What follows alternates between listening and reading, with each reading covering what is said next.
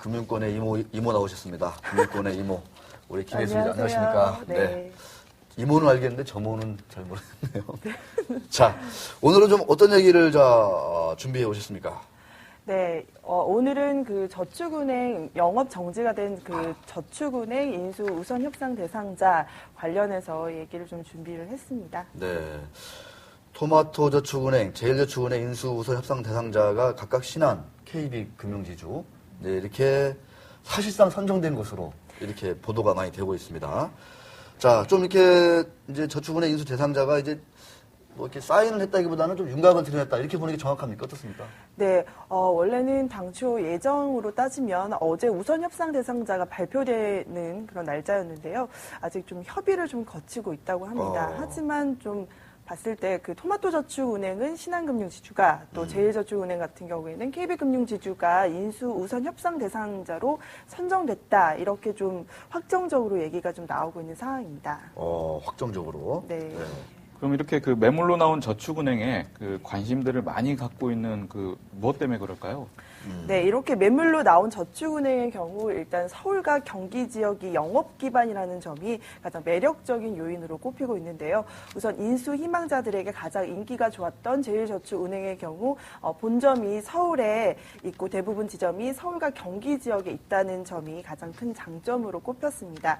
토마토저축은행 역시 본점이 있는 그 경기도를 비롯해서 7군데의 영업 지점이 모두 경기도에 있는데요. 이런 점이 인기를 높인 것 같습니다. 또 서울과 경기 지역에 영업점이 있다는 것은 그만큼 금융지주사들에게는 고객층을 확보할 수 있다는 점에서 큰 이점이 있는데요.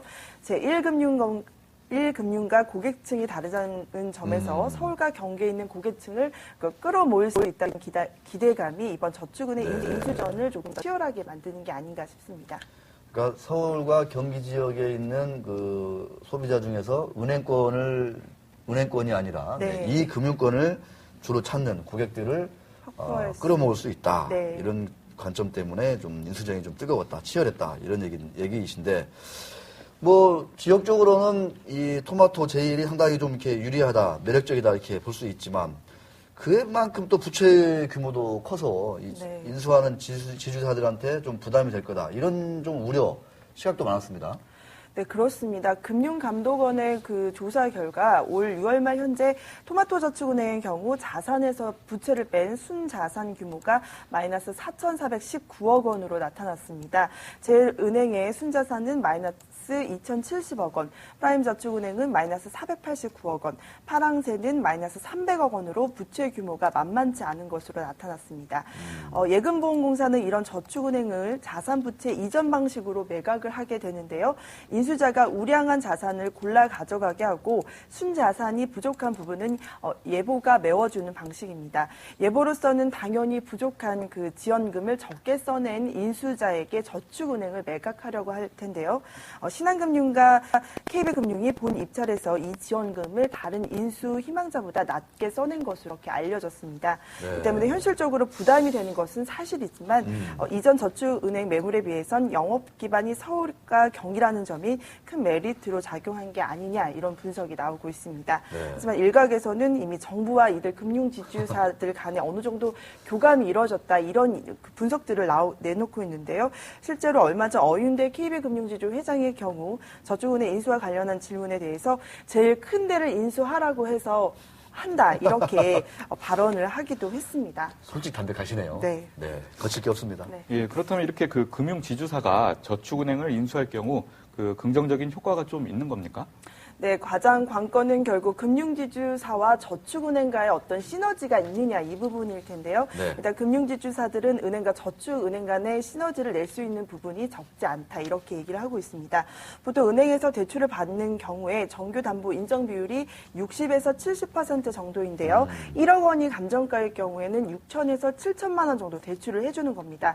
은행 입장에서 보면 인정 비율 100%까지 대출을 해줄 수 있기 때문에 어떤 후순위 형태의 대출을 확보 또 확대할 수 있다고 보고 있습니다. 여기에 고객층도 더 넓어지는데요. 1금융권을 가기엔 신용도가 떨어지고 아직까지 대부업으로 갈 정도는 아닌 신용도를 가지고 있는 고객들을 고객층으로 확보할 수 있다는 거죠. 특히 서울 경기 지역에 있는 이런 어중간한 고객들을 고객층을 확보할 수 있다는 점에서 영업상의 기회라고 생각을 하고 있습니다. 사실상 저축은행은 서민금융을 목적으로 탄생했다 이렇게 볼 수 있는데 과거 저축은행들이 무분별한 프로젝트 파이낸싱 등으로 대출금리를 대폭 올리는 등 서민들은 영업을 펼치지 못한 게 사실이죠. 이 때문에 금융지주사들은 바로 이런 저축은행의 본연의 업무인 서민금융에 초점을 두고 저축은행을 운영하겠다는 계획을 세워나가고 있습니다. 네. 어윤도 회장님의 말씀이 가슴에 딱 와닿네요. 네. 사실은 이제 금융당국에서 은행들 수수료가 뭐 터무니없이 비싸다, 엄청나게 뭐 배당은 왜 하냐, 네. 뭐 별별 걸 가지고 많이 압박을 했는데 그게 다 결국은 이런 그 영업 정지된 이 저축은행을 좀 인수하라는 쪽으로 이렇게 그런 포석을 깔고 뭔가 이 압력을 넣었다 이런 얘기들이 참 많았었습니다. 네. 뭐 대부업이 지금 뭐 러시안 캐시, 뭐 하나머니 지금 영업 정지가 될 지금 위기에 처해 있는데.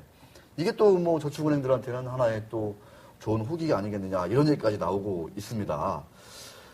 이게 이제 어떻게 보면 이제 그 호재이자 후기라는 얘기인데 하지만 이제 저축은행 인수에서 염려되는 부분도 적지 않다 이런 지적들은 계속 나오고 있습니다. 실제로 좀 어떤 부분들을 좀 우리가 좀 이렇게 지적할 수 있을까요? 네, 가장 대표적으로 좀 우려스러운 부분이 바로 평판 리스크가 발생할 수도 있다 이런 건데요. 평판 리스크. 그렇죠. 고객한테 쌓아온 이 신뢰의 이미지가 부실저축은행 인수로 조금 훼손될 수도 있다 이런 거죠. 특히 저축은행의 고객이 신용도가 낮고 또 연체율 역시 높다는 점에서 이런 은행을 인수했을 경우 평판 리스크가 커질 수도 있다는 점이 지주사들한테는 좀 부담입니다. 하지만 기존 저축은행과 달리 우량은행의 경우 고객의 신용위험을 평가할 수 있는 시스템이 잘 구축되어 있는 만큼 오히려 부실한 고객을 걸러낼 기준이 좀 더 명확해질 수 있다는 그런 점도 있습니다. 일단 전문가의 이야기를 들어보시겠습니다. 네.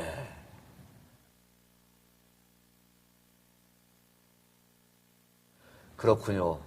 역시 이 방송이 네. 정말 실수 없이 이렇게 매끄럽게 진행되면 좀 어색해요. 그래서 네. 저런 이렇게 실수도 있고 방송 사고도 나고. 그렇습니다. 네, 이 구경의 연구위원은 어떤 말씀을 하셨습니까? 뭐 네, 대신 좀 얘기해 주시죠. 네, 앞서 말씀드린 것 같이 금융의 기본이 신용위험을 얼마나 좀 정확하게 측정해서 그걸 가격에 반영하느냐 이거일 텐데 그런 차원에서 보면 좀 은행이 갖고 있는 그런 시스템이 저축은행을 운영하는데 좀 도움이 되지 않겠냐 이런 의견이셨던 것 같습니다. 네. 평판 리스크가 있긴 하지만 반대로 그 평판을 이용해서 저축은행의 이미지를 좀 제고할 수 있다는 점은 긍정적인 요인으로 작용할 수 있을 것 같습니다. 자, 현대증권 구경의 연구위원의 말씀을 한번 좀 들어보시겠습니다.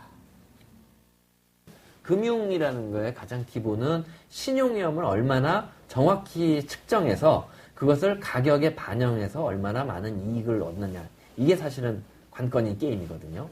그런 차원에서 보면은 은행이 갖고 있는 신용위험 평가 모델을 저축은행에 쓸 수 있다는 것은 매우 큰 장점이죠.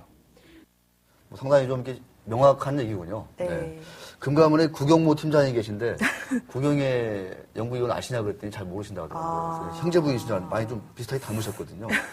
자, 그래도 앞으로 남은 일정은 좀 어떤 게 남아 있습니까? 네, 일단 우선 협상 대상자가 아직은 선정이 되지 않았는데요. 선정이 되고 나서 앞으로 본실사에 들어갑니다. 이미 예비 실사를 통해서 그 저축은행의 자산과 부채 등을 금융지주사들이 평가를 했는데요.